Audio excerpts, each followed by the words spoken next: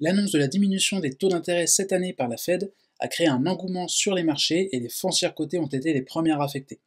Le cours d'Unibail-Rodamco Westfield est passé d'une quarantaine d'euros en octobre à plus de 68 euros en décembre. Dans cette vidéo, je vais vous expliquer pourquoi c'est une mauvaise nouvelle pour moi, en parlant d'abord du potentiel de la foncière, puis des points de vigilance que j'ai relevés. Unibail, c'est mon premier investissement. Je l'ai acheté avec mon crédit étudiant il y a 4 ans et j'ai vu le cours s'effondrer depuis avec le premier confinement. Ensuite, je n'ai fait qu'en racheter très régulièrement et donc tout ça pour vous dire que je ne suis pas exactement impartial dans mon avis aujourd'hui. C'est mon premier investissement littéralement parce que c'est mon tout premier achat en bourse et aussi parce que, encore aujourd'hui, c'est l'action que j'ai le plus dans mon portefeuille, même si je l'ai un peu allégé récemment pour récupérer du cash. Alors, quelles sont les qualités d'Unibail? Est-ce que l'explosion du cours de bourse ces dernières semaines est justifiée? Cette vidéo n'est pas un conseil en investissement, comme pour toutes les autres vidéos de la chaîne Immobilier Passif, eh bien, c'est uniquement mon avis et qui d'ailleurs, comme tous les autres avis, est biaisé pour les raisons que j'ai précédemment évoquées. Alors, Unibail aujourd'hui en quelques chiffres, qu'est-ce que c'est? C'est 50 milliards d'euros de patrimoine immobilier selon les estimations de l'entreprise, dont 87% de centres commerciaux. La plupart sont de haut standing, on en a 78 dans le monde, du New York World Trade Center au Galeria Molotov à Varsovie. En France, vous connaîtrez peut-être le Forum des Halles, les 4 temps à la Défense, la Part-Dieu à Lyon ou bien Westfield Euralille. À côté de chez moi, ils ont aussi le Westfield Vélizy 2 et Paris 2. Vous l'avez compris, leur stratégie, c'est surtout les grandes agglomérations. Après, on a à peu près 6% de bureaux. En France, on a à la Défense les Sisters, la Tour Trinity. Et puis, pour la partie congrès et exhibition, on a Paris-Le Bourget, le Palais des Congrès, et puis l'espace Champrey à Paris. Pour remettre un peu le contexte récent, Unibail-Rodamco a racheté le groupe australien Westfield en décembre 2017 pour 21 milliards d'euros. Ça a fait mal au groupe qui s'est retrouvé avec beaucoup de dettes et puis des centres commerciaux aux États-Unis qui perdaient en fréquentation. Ensuite, en 2020, juste après mon premier achat de l'action, on a eu le premier confinement, et puis pour bien continuer la saga, actuellement, on vit une des plus rapides hausses de taux de l'histoire, ce qui affecte particulièrement les foncières cotées en bourse. En plus, les actionnaires ont failli se faire diluer avec une augmentation de capital qui devait avoir lieu au milieu de la crise. Bon, en gros, pour récupérer de l'argent, le management, la direction de l'époque, avait le projet de faire une émission d'actions, et puis forcément, donc, les anciennes actions auraient énormément perdu en valeur. Ça se serait probablement produit sans l'intervention de Xavier Niel et Léon Bressler, qui se connaissent d'ailleurs depuis une quinzaine d'années. Ils sont associés dans plusieurs projets immobiliers ensemble. Ils ont appelé à voter contre le projet et ont gagné la bataille. D'après moi, le temps leur a donné raison puisque aujourd'hui, l'entreprise a réussi à se redresser. Sur l'activité en elle-même, en 2021, les centres avaient commencé à retrouver des niveaux de chiffre d'affaires proches de 2019. Et aujourd'hui, la reprise s'est confirmée. On a un taux de vacances qui a fortement diminué depuis le pic de la crise. Ensuite, on a aussi une progression des loyers, le nombre de passages dans les centres commerciaux qui a augmenté fortement, et puis un chiffre d'affaires des commerçants qui a progressé lui aussi. Donc ça, c'était pour les chiffres de l'activité. Chacun peut les interpréter comme il le veut. Mon avis, c'est que ça me conforte en fait dans le fait que les centres commerciaux d'Unibail ne sont pas prêts de disparaître. Pour les chiffres qui vont intéresser encore plus les investisseurs, on a le résultat net récurrent par action qui a augmenté. Unibail vise un résultat de 9,30 € pour l'année fiscale 2023.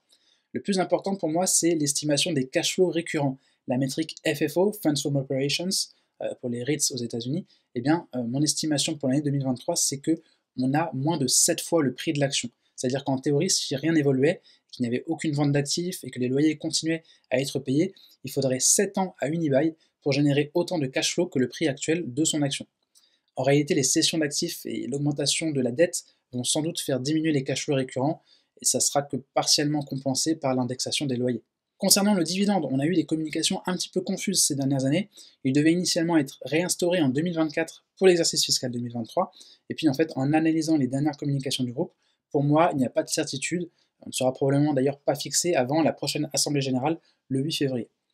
Bon, moi j'ai un avis plutôt neutre sur le sujet, ça ne me dérangerait pas de patienter une année de plus. Alors oui, je vais parler de l'éléphant dans la pièce, vous inquiétez pas. La dette.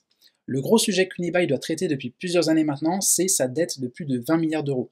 Le plan de Xavier Niel et Léon Bressler était de désendetter le groupe en cédant les actifs américains. En tout cas, c'est ce qu'en avaient compris les observateurs. Aujourd'hui, même si la stratégie de désendettement ne s'est pas exactement déroulée comme ça, elle semble quand même avoir plutôt fonctionné puisque l'entreprise n'est plus du tout en danger immédiat. C'est même le moins qu'on puisse dire puisqu'il y a assez de cash et de lignes de crédit pour couvrir les échéances de dette jusqu'à mi-2026. Contrairement à ce qu'on pourrait croire, le coût de la dette d'Unibail est plutôt maîtrisé, on est à 1,8% annuel, et la dette d'Unibail a une maturité moyenne de 6 ans et demi. Les ratios de dette ont fortement diminué, l'objectif est de les faire diminuer encore, mais concrètement, la dette est passée de près de 25 milliards d'euros à 20,3 milliards aujourd'hui. L'objectif, c'est de faire descendre la dette nette à 40% des actifs. Aujourd'hui, on est à 41,3%. Maintenant, le tableau n'est pas totalement rose. Les analystes attendaient 3 à 4 milliards de cessions d'actifs américains en 2023. On est passé de 33 à 17 actifs, mais il reste encore vraiment les plus gros. Il y a à peu près 8 milliards d'actifs encore aux États-Unis. D'après une interview récente du président Jean-Marie Tritant, on peut s'attendre à 4 milliards de cessions dans les 2 prochaines années. Pour moi, il y a deux façons d'interpréter ça. Les deux sont sans doute vraies, mais la première, c'est que Unibail n'a plus le couteau sous la gorge, puisqu'elle prend soin de ne pas brader ses actifs les plus qualitatifs. Et la seconde, c'est qu'il n'y a pas d'acheteurs qui sont prêts à proposer un prix correct. Et par prix correct, j'entends un prix proche de celui qui est estimé par Unibail dans ses bilans. Pour nous, en tant qu'investisseurs, c'est plutôt un mauvais signal. Est-ce qu'on peut avoir encore confiance dans l'estimation de ses actifs? Parce que oui, une façon d'estimer la valeur d'une foncière cotée, c'est la valeur comptable de ses actifs. Unibail affiche un prix de reconstitution de 150,70 € par exemple, c'est-à-dire qu'en fait, si on prend la valeur des actifs telle qu'elle est estimée au bilan d'Unibail, eh bien, on retire ensuite la dette, on a une valeur de 150,70 € par action. En se basant sur cette estimation, on peut à peu près estimer qu'en achetant une action Unibail, aujourd'hui, ça revient à acheter de l'immobilier commercial à 43% seulement de sa valeur, soit avec une décote de plus de 50%. En comparaison, cette même valeur pour Klépierre est de 34,70 € et l'action se négocie à 24,50 €, donc la décote ne serait que de 30%. Évidemment, ces chiffres sont à prendre avec des pincettes parce que même si les cessions récentes d'Unibail se sont faites en fait à des prix assez proches de la valeur enregistrée au bilan, eh bien, on devine quand même assez facilement que l'intérêt des foncières aujourd'hui, c'est pas du tout de sous-estimer la valeur de leurs actifs, bien au contraire. Ça nous amène maintenant au point de vigilance que je voulais aborder ou que je n'ai pas réussi à éclaircir. Alors d'abord, la dette. Avec la hausse des taux d'intérêt, on a eu une baisse de la valeur de l'immobilier commercial partout dans le monde. Donc effectivement, on peut penser que l'estimation actuelle des actifs d'Unibail est un petit peu optimiste par rapport à leur valeur de revente. Une hausse supplémentaire d'ailleurs des taux d'intérêt entraînerait sans doute une baisse de cours de bourse de l'entreprise à court voire moyen terme. Et puis même si les taux restaient à ces niveaux actuels, à long terme, eh bien, on ne ferait que augmenter le coût de la dette et donc diminuer relativement les cash flows. Il y aura toujours aussi le risque lié au secteur d'activité, les centres commerciaux. Même si tout indique que la tempête est passée, et que ce soit aux États-Unis avec la reprise de Simon Property, ou bien même en Europe avec les données très encourageantes, quoi qu'il en soit, ça reste un secteur quand même plutôt cyclique, qui dépend de la santé de l'économie, et qui plus est avec des coûts de maintenance et de restructuration importants. Autre chose qui me fait un petit peu peur, c'est la diversification de l'Unibail. À mon avis, c'est que les meilleures foncières cotées sont celles qui restent spécialisées sur leur cœur d'activité. Habituellement, une crise d'ailleurs d'une telle ampleur, c'est l'occasion de se recentrer sur ce qu'on fait de mieux, sur son cœur de métier, et ce qui historiquement a apporté de la valeur aux actionnaires. Or, la stratégie de communication d'Unibail aujourd'hui, c'est d'expliquer qu'ils sont nécessairement implantés dans toutes les strates de la vie urbaine en tant que centre de vie. C'est à la fois encourageant parce qu'effectivement, je crois au fait que les centres commerciaux sont là pour perdurer et continuellement se réinventer, mais le logement, c'est pas vraiment le même métier que les bureaux, qui n'est pas encore non plus le même métier que les centres commerciaux. D'ailleurs, c'est ce qu'on peut reprocher à d'autres acteurs, comme Realty Income par exemple, qui commencent à se diversifier de plus en plus loin de leur cœur de métier et qui, par exemple, achètent des data centers en ce moment. Alors maintenant, pour Unibail, on n'en est pas là non plus. Ils faisaient d'ailleurs déjà des bureaux il y a plus de 10 ans, et c'est vrai qu'il y aura potentiellement des opportunités dans le résidentiel, avec la volonté de plus en plus de gouvernements de rendre leur population totalement locataire. Ensuite, comme toutes les entreprises occidentales, et c'est là qu'on arrive vraiment dans un sujet polémique qui n'est que mon avis personnel, eh bien Unibail communique énormément sur sa stratégie bas carbone et sa trajectoire environnementale.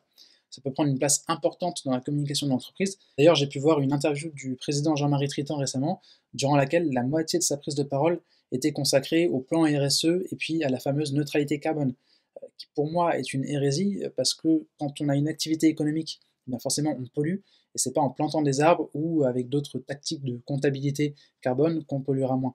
Maintenant, je pense qu'il n'y a rien d'inquiétant pour le moment, puisqu'il y a d'ailleurs un accent qui est mis sur des choses concrètes et utiles, comme l'accessibilité et la fréquentation de leur centre via les transports en commun. Et puis après, il y a toute une partie effectivement communication sur l'impact environnemental des centres et puis de leurs enseignes.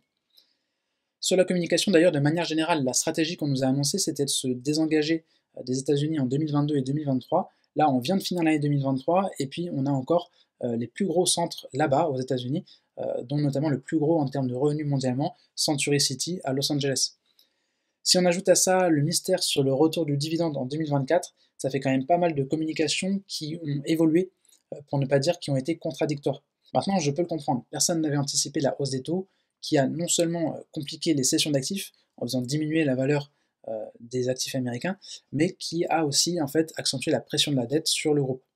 Donc même si revenir sur des annonces, c'est souvent quand même un mauvais signal, pour moi, Xavier Niel est toujours au capital, donc ça me rassure forcément et ça accentue ma confiance dans l'alignement d'intérêts entre la direction et les actionnaires, et donc forcément dans la valeur de l'entreprise. En conclusion, même après le changement de direction et le redressement quand même plutôt encourageant d'Unibail, on peut toujours se demander à écouter certaines interviews si le retour de la valeur aux actionnaires est une priorité pour le groupe. Mais bon, faut pas oublier qu'on est en France et que les mœurs françaises, c'est, même quand on fait de l'argent, de ne pas forcément en parler. D'ailleurs, je pense que ça rentre dans la stratégie, par exemple, de Xavier Niel, qui depuis des années a toujours été très discret sur la rentabilité de ses investissements, de ses business, et qui parle par contre volontiers du bien que ça crée pour l'environnement. Même en admettant qu'Unibail ne cédera probablement jamais ses actifs sans une décote importante, la dynamique des centres Westfield est quand même très bonne et le prix de l'action est encore relativement bas par rapport à son potentiel. C'est même dommage que le cours de bourse ait autant explosé parce qu'il y a encore quelques semaines, elle ne coûtait que 5 fois les cash flows. Maintenant, rien ne dit que le prix ne peut pas encore baisser à court terme. D'ailleurs, si vous achetez à court terme pour parier sur la baisse des taux et puis le retour du dividende, je pense que vraiment rien ne l'est garanti. Personnellement, je vais d'ailleurs garder une partie de mon portefeuille dans Unibail pendant sans doute encore longtemps. Je précise que tout ce que je dis est fondé sur mes propres assertions, interprétations, estimations, tout ce que vous voulez, et que en aucun cas je ne vous conseille de prendre une décision d'investissement après avoir regardé une vidéo. D'ailleurs, peu importe le niveau d'expertise et le nombre de recherches que vous ferez, de bonnes choses comme de mauvaises choses peuvent arriver aux entreprises, comme pour tout investissement. D'où la pertinence d'avoir un portefeuille d'actions foncières d'une quinzaine de REITs et de SIC bien sélectionnés et puis spécialisés dans leur secteur d'activité. Aujourd'hui, la plupart des foncières sont encore très décotées par rapport à la valeur de leurs actifs. Je vous conseille de suivre ma chaîne Immobilier Passif pour ne pas rater les prochaines vidéos sur les actions des foncières cotées. Portez-vous bien et à bientôt.